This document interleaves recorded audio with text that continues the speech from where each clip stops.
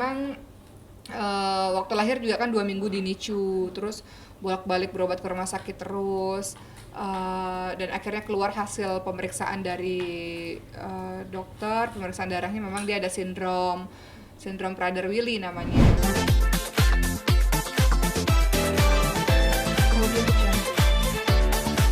Hari ini ada 4 orang yang akan dipotong rambutnya, ada Maryam, Khadijah, Ibrahim, dan Sulaiman. Potong rambut untuk anak laki-laki sebulan sekali. Kalau anak perempuan, saya biasa potong poni juga sebulan sekali sih. Potong poni untuk Maryam, Khadijah. Rolling, action. Ya, kalau mungkin kegiatan selama pandemi itu biasanya kegiatan berarti semuanya di rumah aja nih. Kegiatan selama pandemi udah 1 tahun ini di rumah aja, semuanya dilakukan di rumah. Mulai dari kemarin kan kalau kemarin itu kan saya masih kuliah ya, kalau sekarang udah kelar kuliah. Kalau masa kuliah kemarin juga semuanya online, ujian-ujiannya online, wisudanya online. Terus saya juga punya yayasan, rapat-rapat dengan para pengurus yayasan online. Kemudian ceramah-ceramah itu dilakukan secara online. Saking keenakan anak-anak karena ibunya di rumah terus. Terus anak-anak selalu bilang gini nih, Uma ntar kalau coronanya udah nggak ada ceramahnya Zoom aja gitu. Jadi mereka udah keenakan ibunya di rumah terus 24 jam. Terus semua kegiatan di rumah, anak-anak school from home, anak-anak kelas dari rumah juga. Jadi semua aktivitas di rumah. Sebentar lagi selesai. Dan awal-awal sih awal-awal itu kayak boring ya. Apa? Hammam ya. Dulu waktu awal-awal pandemi itu benar-benar stres ya, karena kan biasanya aktivitas keluar-keluar, anak-anak juga 2 bulan pertama itu masih adaptasi betul-betul. Setelah adaptasi, awal-awal nggak suka, kenapa sih di rumah terus? Akhirnya lama-lama beradaptasi, sekarang jadi keenakan. Sampai si Khadijah bilang nggak mau coronanya hilang supaya sekolahnya tetap di rumah terus. Tapi hari Minggu sama hari Sabtu ke rumah Icis. Ya, tapi mereka happy karena Sabtu dan Minggunya ke rumah Anti Icis, ke rumah tantenya. Iya. Ya, kalau kini jelang puasa nih ini nah maksudnya potong rambut mau jelang puasa juga nggak sih? Apa emang rutin sebulan? Menjelang puasa nggak ada kaitannya sama potong rambut sih. Cuma memang potong rambut itu rutin dilakukan sebulan sekali supaya rapi. Anak-anak juga ngeliatnya juga rapi. Terus kalau yang perempuan sebenarnya bapaknya suka rambut panjang sih, tapi kadang kan kita ibu-ibu nih kalau anak udah kepanjangan rambutnya kadang suka gatal sendiri gitu. jadi ya udahlah dirapiin, jangan terlalu panjang juga untuk anak-anak gitu. Apalagi Khadijah kan agak tomboy sedikit, dia sebenarnya lebih suka rambut pendek sih. Jadi kalau setiap abang-abangnya Sulaiman atau Ibrahim potong rambut, pasti Khadijah pengen potong rambut. Tapi yang jelas yang selalu rutin dipotong adalah poninya. Allah Akbar. Dia harus berponi ya kalau Iya, poni. Khadijah. Karena Khadijah jidatnya nggak boleh gitu kotor. Jidatnya jenong nih. Amin nasinya. Ngambil sendiri. Oke. Perkembangan anak-anak gimana mulai dari yang si baby? Perkembangan anak-anak, alhamdulillah semuanya disyukuri. Wih, merem ini.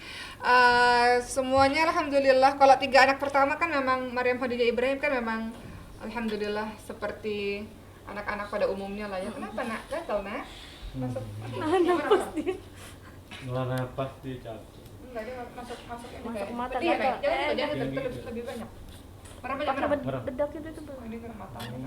Masuk ini. Udah, coba balik. Sudah nggak ada? Sakit nggak matanya nggak? Merem aja bang.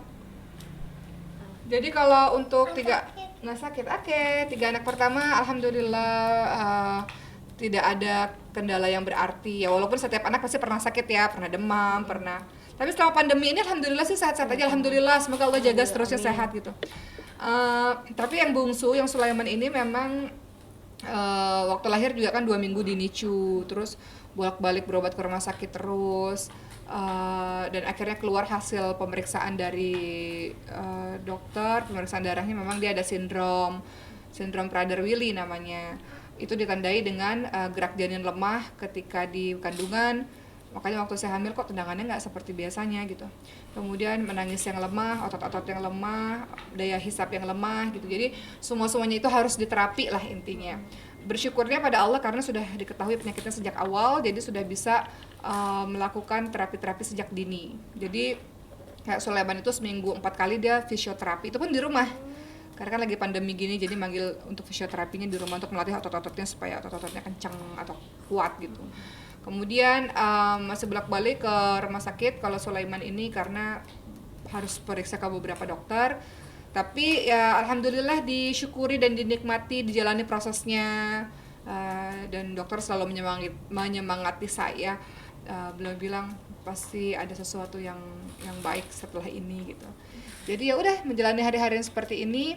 Walaupun sebenarnya jujur sampai hari ini tuh untuk Sulaiman itu masih suka deg-degan kalau nunggu hasil dokter. Jadi kan periksa sama dokter ini nunggu hasilnya apa. Jadi sampai hari ini tuh masih deg-degan kalau ada hasil-hasil pemeriksaan dokter apa gitu. Tapi ya mudah-mudahan lah, yang penting dijalani satu persatu pengobatan untuk Sulaiman. Insya Allah mudah-mudahan Allah berikan kesembuhan untuk Sulaiman. Berarti prosesnya masih panjang untuk pemeriksaan. Kalau untuk Sulaiman apakah prosesnya masih panjang atau enggak? Yang jelas kemarin terakhir dokter sudah mengumpulkan tim dokter. Jadi Sulaiman tidak diperiksa hanya satu dokter tapi beberapa dokter. Jadi ada dokter endokrin, dokter paru, dokter THT, dokter urologi, banyaklah beberapa dokter. Nah itu kan akan terus diperiksa berjalannya waktu, diperiksa lagi seperti itu. Saya nggak tahu kedepannya seperti apa, tapi kelihatannya masih akan terus berinteraksi bersama dengan dokter-dokter gitu. Jadi dokter-dokter bilang ibu akan banyak ketemu sama si dokter ini, dokter itu gitu. Jadi ya udah dijalanin, dinikmatin, doa dan kakak-kakaknya ini juga banyak doa ya untuk Sulaiman. Ya alhamdulillah lah, banyak bersyukur sih sebenarnya karena waktu saya di NICU itu kan saya ngelihat banyak yang lebih